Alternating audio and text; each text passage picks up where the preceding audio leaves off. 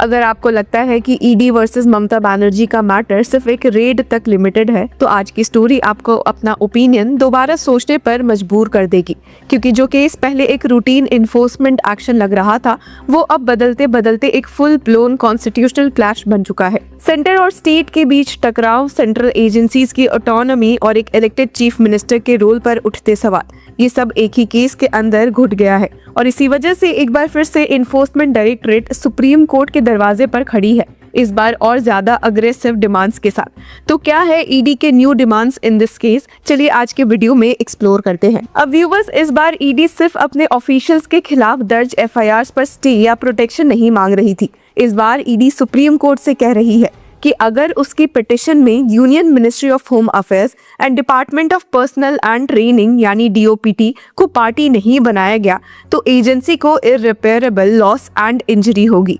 अब ये एक काफी स्ट्रॉन्ग स्टेटमेंट है जो क्लियरली बताता है कि ईडी इस मैटर को सिर्फ एक स्टेट लेवल डिस्प्यूट के रूप में नहीं देख रही, बल्कि एक इंस्टीट्यूशनल इशू के रूप में प्रोजेक्ट कर रही है। अब ईडी का एलिगेशन ये है कि West Bengal government including chief minister Mamata Banerjee ने जनवरी 8 को चल रही आईपैक रेड्स के दौरान इन्वेस्टिगेशन में डायरेक्ट इंटरफेरेंस की थी। ईडी ने सुप्रीम कोर्ट को बताया कि सिर्फ पॉलिटिकल इंटरफेरेंस नहीं था, बल्कि senior most bureaucratic and police machinery का यूज करके उनकी लॉफुल सर्च ऑपरेशंस को ऑब्स्ट्रक्ट किया गया। ईडी ने यह भी हाईलाइट किया कि रेड के वक्त वेस्ट बंगाल की चीफ सेक्रेटरी नंदिनी चक्रवर्ती चीफ मिनिस्टर ममता बनर्जी के साथ आईपैक ऑफिस पर मौजूद थी। अब ईडी के लिए ये पॉइंट काफी क्रिटिकल है, क्योंकि अगर स्टेट के टॉप ब्यूरोक्रेट्स ही अलिजेडली इंटरफेरेंस में इन्वॉल्व हो, तो सेंटर के डिपार्टमेंट्स का पार्टी होना ऑलमोस्ट अनअवॉइडेबल हो जाता है। इसी कंटेक्स्ट में ईडी ने सुप्रीम कोर्ट से रिक्वेस्ट की है कि रिस्पोंडेंट नंबर 7 के रूप में डीओपीटी, रिस्पोंडेंट नंबर 8 के रूप में यूनियन होम मिनिस्ट्री और रिस्पोंडेंट नंबर 9 के रूप में स्टेट ऑफ वेस्ट बंगाल को इम्प्लीड किया जाए। ईडी का कहना है कि इन डिपार्टमेंट्स को पार्टी बनाए बिना सीनियर ऑफिसर्स के खिलाफ कोई इफेक्टिव डिसिप्लिनरी या डिपार्टमेंटल एक्शन पॉसिबल नहीं होगा। ईडी के पिटिशन में एक की पैराग्राफ है जिसमें एजेंसी कहती है कि the petitioner herein has filed an application seeking certain directions to be issued to the proposed respondents herein, that is to initiate departmental inquiry proceedings for major penalty against respondents number 3 to 5 along with other police officials and to place the said respondent numbers 3 to 5 with other police officials under suspension। अब ये line clearly indicate करती है कि ED अब सिर्फ allegations पर नहीं रुकना चाहती, बल्कि एक्चुअल सस्पेंशन और इंक्वायरी की मांग कर रही है। रिस्पोंडेंट नंबर 3 to 5 कौन है, ये भी इक्वली सिग्निफिकेंट है। रिस्पोंडेंट नंबर 3 वेस्ट बंगाल के डीजीपी राजीव कुमार है, respondent number 4 Kolkata police commissioner Manoj Verma है और रिस्पोंडेंट नंबर 5 साउथ कोलकाता के डीसीपी प्रियाव्रता रॉय है। अब ईडी का एलिगेशन है कि इन सीनियर पुलिस ऑफिसर्स ने जनवरी 8 को ईडी की सर्च ऑपरेशंस को डिसरप्ट किया और एजेंसी के ऑफिशियल्स को अपना काम करने से रोका। अब सुप्रीम कोर्ट की bench of justices PK Mishra and Vipul Pancholi ने इस पूरे मैटर को काफी सीरियसली भी लिया हुआ है। हियरिंग के दौरान कोर्ट ने ऑब्जर्व किया कि चीफ मिनिस्टर के खिलाफ लगाए गए ऑब्स्ट्रक्शंस के एलिगेशंस वेरी सीरियस है।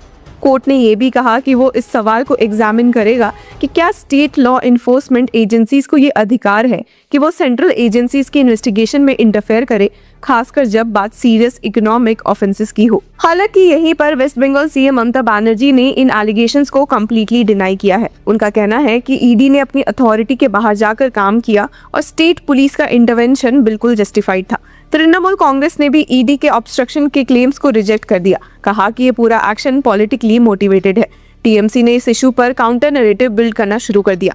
राज्यसभा एमपी सागरिका घोष ने सोशल मीडिया पर ईडी के वर्जन पर सवाल उठाते हुए कहा कि एजेंसी की टाइमलाइन ही सस्पिशियस है। उन्होंने पॉइंट आउट किया कि ईडी ने लोकल पुलिस को रेड से पहले इन्फॉर्म करने का क्लेम किया, लेकिन जो ईमेल कलकत्ता पुलिस को भेजा गया उसका टाइम स्टैम्प रेड शुरू होने के करीब 6 घंटे बाद का था।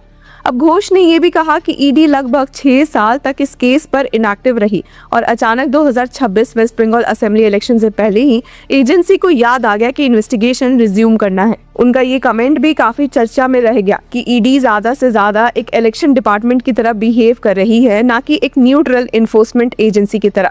अब सुप्रीम कोर्ट के सामने वेस्ट बंगाल गवर्नमेंट की तरफ से senior advocate Abhishek Manu Singhvi and Kapil Sibal ने ईडी के अप्रोच पर सवाल उठाए। सीनियर एडवोकेट सिंघवी ने ईडी पर फोरम शॉपिंग का एलिगेशन लगाया, कहा कि एजेंसी एक ही मैटर को कलकत्ता हाई कोर्ट और सुप्रीम कोर्ट दोनों जगह ले जा रही है। उन्होंने ये भी आर्ग्यू किया कि लोकल पुलिस को टाइम पर इन्फॉर्म नहीं किया गया, इसलिए पुलिस प्रेजेंस को ऑब्स्ट्रक्शन के रूप में पोर्ट्रे करना काफी गलत है। सीनियर एडवोकेट सिब्बल ने ये कहा कि ममता बनर्जी आईपैक प्रीमाइसेस पर अपनी कैपेसिटी में टीएमसी चेयरपर्सन के रूप में गई थी, ना कि चीफ मिनिस्टर के रूप में स्टेट अथॉरिटी एक्सरसाइज करते हुए। अब उनका कहना था कि ईडी के खुद के डॉक्यूमेंट्स ये दिखाते हैं कि कोई ऑब्स्ट्रक्शन नहीं हुआ और एजेंसी के एलिगेशंस इंटरनली इनकंसिस्टेंट है। पर वहीं सुप्रीम कोर्ट ने एक सिग्निफिकेंट ऑर्डर भी इस केस में ऑलरेडी पास किया हुआ है। वेस्ट बंगाल पुलिस ने ईडी ऑफिसर्स के खिलाफ जो एफआईआर दर्ज की थी, उन सब पर सुप्रीम कोर्ट ने स्टे लगा दिया। इसके साथ साथ कोर्ट ने स्टेट पुलिस को डायरेक्शन दी कि आईपैक प्रीमाइसेस और उनके आसपास के एरियाज के सीसीटीवी फुटेज और इलेक्ट्रॉनिक रिकॉर्ड्स को प्रिजर्व किया जाए, ताकि फ्यूचर प्रोसीडिंग्स में एविडेंस के साथ कोई टैम्परिंग ना हो। अब इस केस में सुप्रीम कोर्ट ने chief minister Mamata Banerjee, West Bengal government, DGP Rajiv Kumar और अन्य सीनियर पुलिस ऑफिशियल्स को नोटिस इशू कर दिया है। ईडी ने अपने पिटिशन में ये भी डिमांड रखी है कि इन सब के खिलाफ एक इंडिपेंडेंट सीबीआई इन्वेस्टिगेशन कराई जाए, क्योंकि उन्होंने अलिजेडली ईडी के लॉफुल रेड्स को ऑब्स्ट्रक्ट किया और एविडेंस को रिमूव किया। अब जनवरी 8 के इवेंट्स इस पूरे केस का कोर है।